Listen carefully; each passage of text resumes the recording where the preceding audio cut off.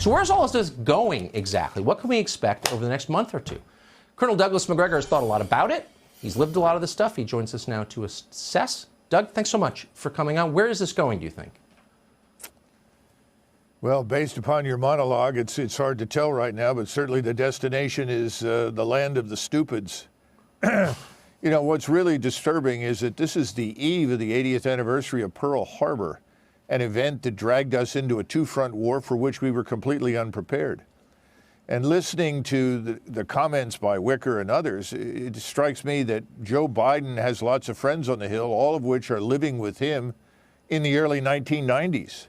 They seem to think that Russia is prostrate, that Russia has no alternative but to submit to whatever we tell it to do, which of course is ridiculous.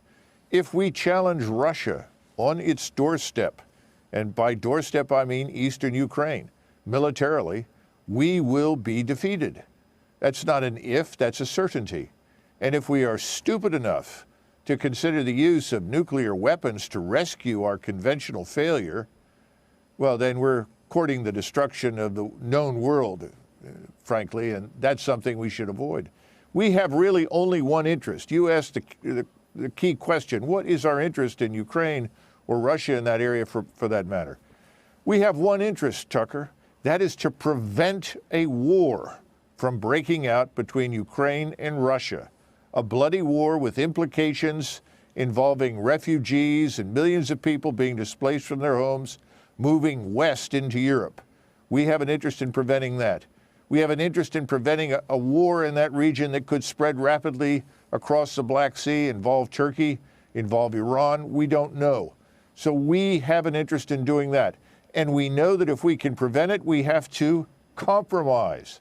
And compromise is the way to ensure that Ukrainians, the majority of them who are Ukrainian, will live in a free and independent Ukraine. We're not doing any of those things. We're bent on some sort of revenge mission, which makes no sense, to humiliate and harm Russia. Why is beyond me. This is not the Soviet Union.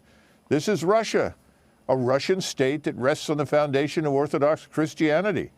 It's back to what it has been for 1,000 years. We should celebrate that, not try to destroy it. Maybe that's one of the reasons we are trying to destroy it. Could be. Could be. Douglas Macgregor, a wise man. Wish you're in charge.